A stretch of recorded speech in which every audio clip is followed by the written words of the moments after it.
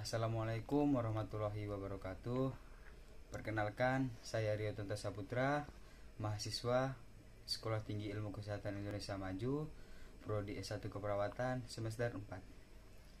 Pada kesempatan kali ini, saya akan menyampaikan sebuah materi yang terapi komplementer yang berjudul Pengaruh Terapi Hidroterapi Rendaman air hangat terhadap penurunan tekanan darah pada lansia.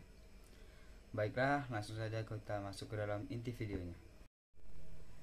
Sebelum masuk ke inti videonya, saya mendapatkan materi ini dari beberapa jurnal, yaitu yang pertama jurnal Pengaruh Terapi Rendam Kaki Air Hangat terhadap Penurunan Tekanan Darah pada Lansia Penderita Hipertensi di Wilayah Kerja UPK Puskesmas Katulistiwa Pontianak, dan jurnal Perendaman dengan air hangat dalam menurunkan tekanan darah pada penderita hipertensi, dan jurnal terakhir yaitu efektivitas terapi perendam kaki air hangat dan relaksasi nafas dalam terhadap tekanan darah. Baiklah, yang pertama yaitu lansia. Lanjut usia merupakan suatu akibat yang terjadi dari proses menua. Seseorang dikatakan lanjut usia belum dapat terjawab secara memuaskan, namun para ahli dan organisasi kesehatan dunia memberi batasan atau klasifikasi yang hampir sama. Umur yang dijadikan patokan sebagai lanjut usia berbeda-beda, umumnya berkisar antara 60 sampai 65 tahun. Dalam perkembangan lansia sendiri, penurunan fungsi tubuh akan banyak terjadi. Penurunan fungsi tubuh pada lansia diakibatkan karena proses penuaan. Proses penuaan merupakan proses yang mengakibatkan perubahan-perubahan meliputi fisik, fisiologis, dan psikologis. Pada perubahan fisiologis terjadi penurunan sistem kekebalan tubuh dalam menghadapi gangguan dari dalam maupun luar tubuh. Salah satunya gangguan kesehatan yang paling banyak dialami oleh lansia adalah pada sistem kardiovaskuler. Setelah lansia yaitu hipertensi. Pengertian hipertensi. Hipertensi adalah suatu penyakit yang ditandai dengan peningkatan tekanan darah diastol maupun sistol di atas normal. Tekanan darah yang normal berkisar antara 120 sampai 140.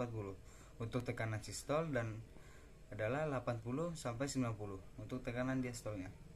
Angka kejadian hipertensi di dunia maupun di Indonesia masih termasuk tinggi, yaitu mencapai 25,8% pada tahun 2013. Hipertensi dapat didefinisikan sebagai peningkatan kronik pada tekanan darah yang tekanan sistoliknya di atas 140 mmHg dan tekanan diastoliknya di atas 90 mmHg.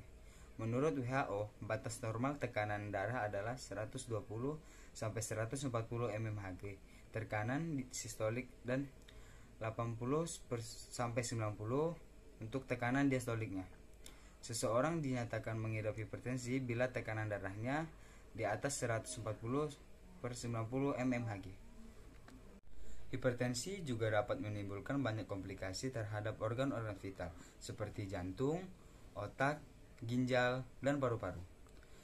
Kardiovaskuler merupakan komplikasi yang paling sering terjadi akibat hipertensi dan menjadi penyumbang angka kematian yang cukup tinggi di dunia, yaitu sekitar 9,5 juta per tahunnya.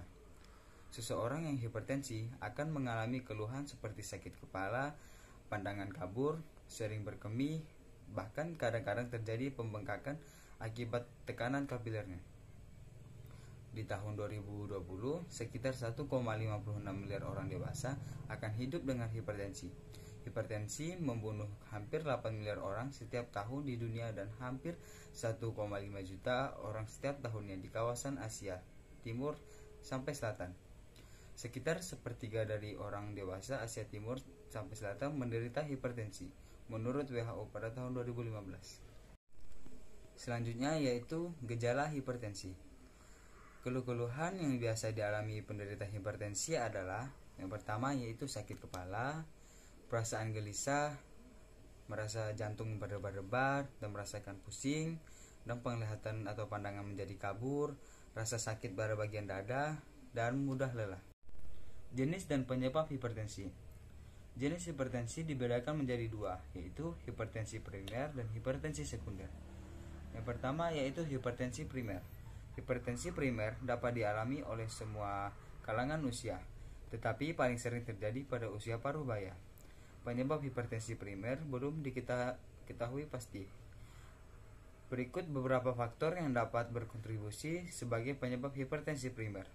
Yang pertama yaitu terlalu banyak mengkonsumsi garam, merasakan sering stres, malas gerak, kelebihan berat badan atau obesitas, kebiasaan merokok, dan kebiasaan mengkonsumsi alkohol. Setelah hipertensi primer, yang kedua yaitu hipertensi sekunder.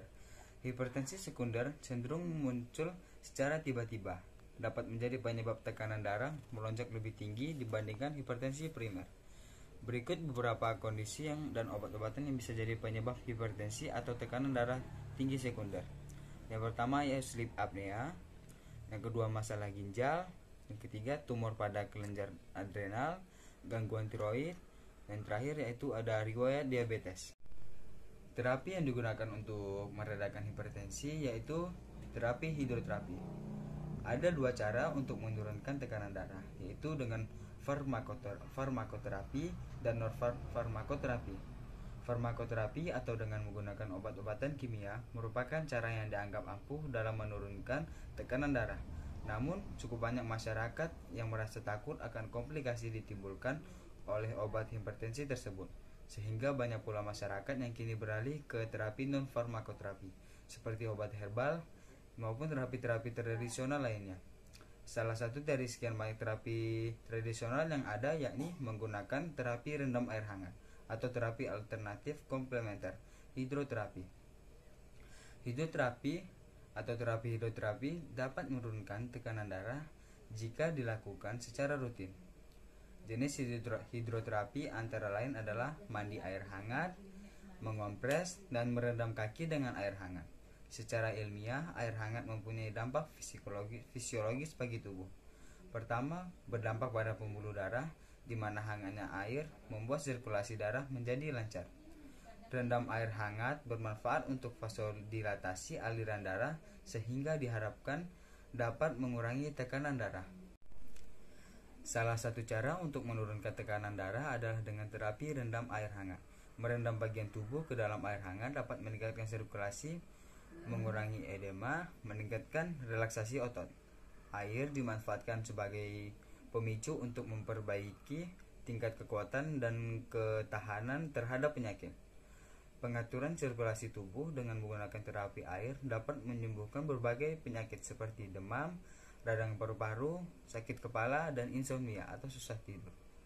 Terapi air adalah cara yang baik untuk meningkatkan daya tahan tubuh, melancarkan peredaran darah, dan memicu pembuangan air. Kerja air hangat pada dasarnya adalah meningkatkan aktivitas sel dengan metode pengaliran energi melalui konveksi atau pengaliran medium cair. Selain itu juga dengan terapi rendam kaki air hangat dapat terjadi mekanisme konduksi di mana terjadi perpindahan hangat dari air ke dalam tubuh, sehingga dapat juga berfungsi seperti teknik akupuntur. Air hangat juga dapat mendorong vasodilatasi pembuluh darah dan meningkatkan denyut jantung. Dengan mengkombinasikan terapi rendaman air hangat dan terapi tambahan lainnya seperti penambahan arang dalam airnya, lalu ada pula dengan penambahan diet jus mentimun, ternyata didapatkan penurunan tekanan darah sistol dan diastol yang signifikan. Efek dari terapi rendam air hangat menunjukkan hasil yang bervariasi. Namun, sebagian besar menyatakan bahwa terhadap efek penurunan tekanan darah setelah dilakukan perendaman air hangat selama kurang lebih 30 menit.